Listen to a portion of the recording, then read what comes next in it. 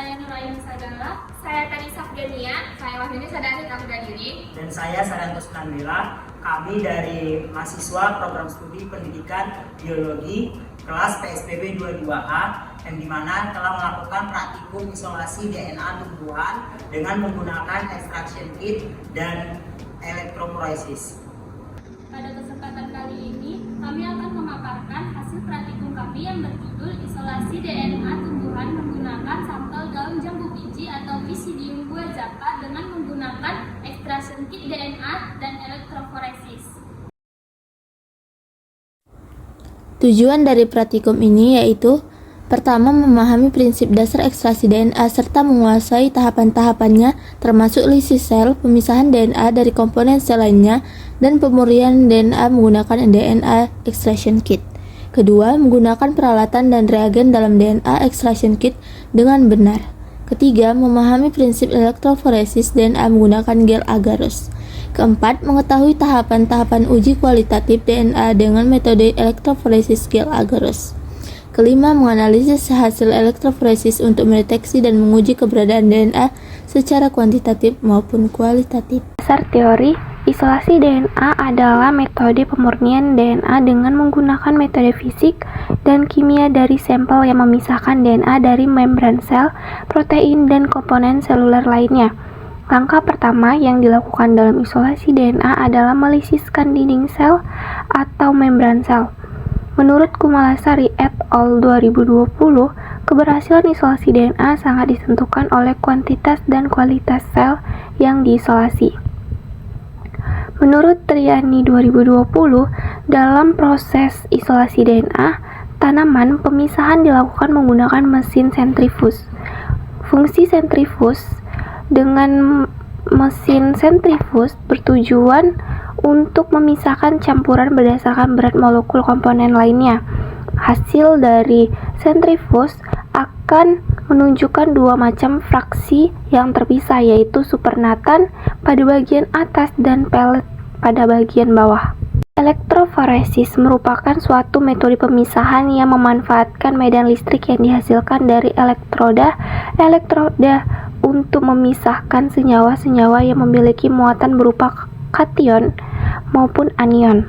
Ada dua medium yang sering digunakan dalam menggunakan elektroforesis.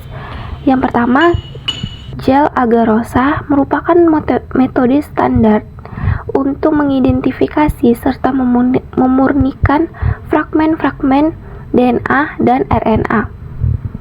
Menurut Triani, setelah DNA berhasil diisolasi, langkah selanjutnya yaitu mengukur kualitas dan kuantitas DNA. Pengukuran kualitas DNA ini dilakukan dengan elektroforesis DNA yang berkualitas apabila hasil elektroforesis menunjukkan pita DNA yang jelas.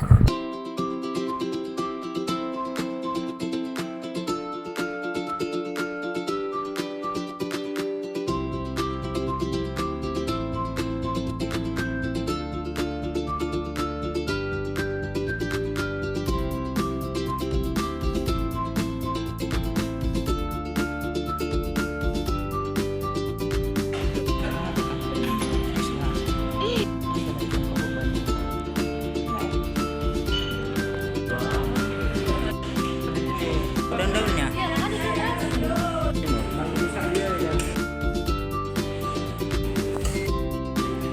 Berapa detik?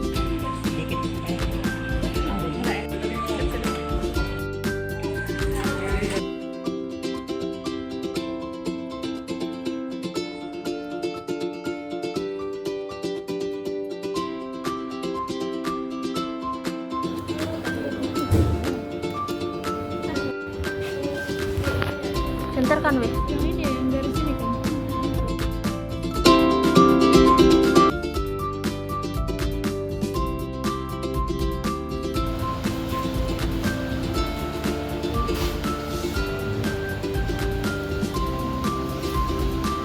Didorong. Contohkan dulu.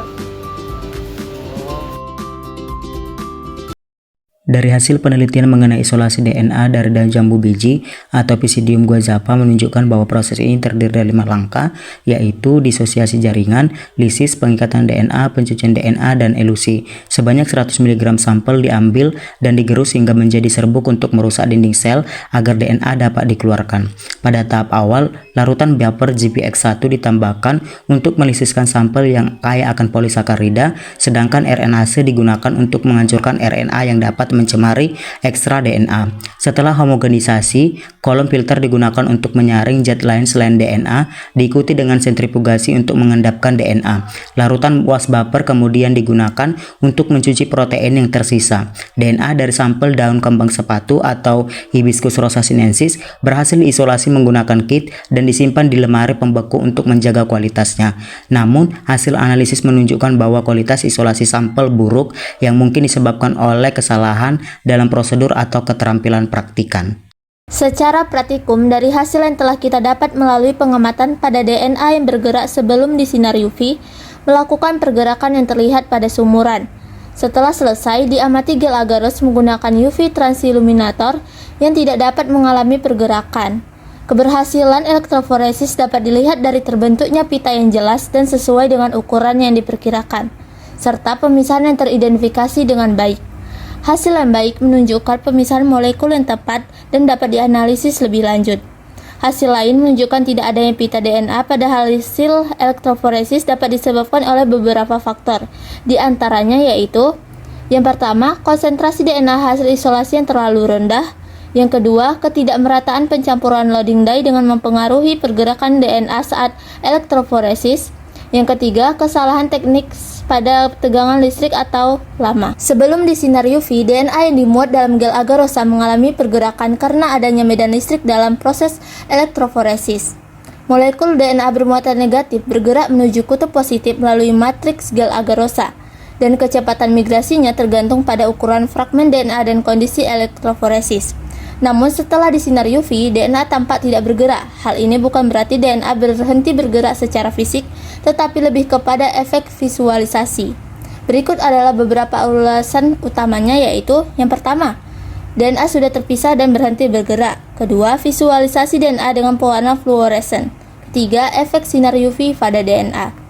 Adapun yang menjadi kesimpulan dari praktikum ini, yang pertama, ekstraksi DNA adalah proses penting dalam analisis biologi molekuler yang melibatkan beberapa tahap, yaitu lisis sel, verifikasi DNA dari komponen sel lainnya, dan pemurnian menggunakan DNA extraction kit.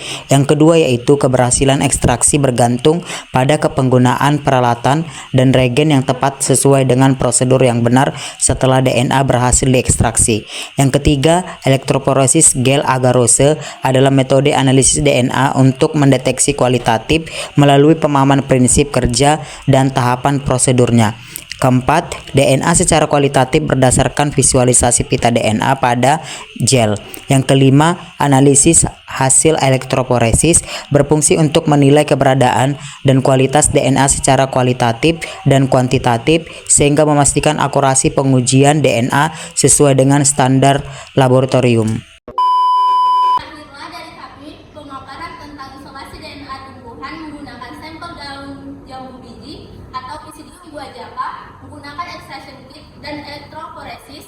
Semoga apa yang kami sampaikan dapat bermanfaat bagi orang banyak. Terima kasih dan Assalamualaikum warahmatullahi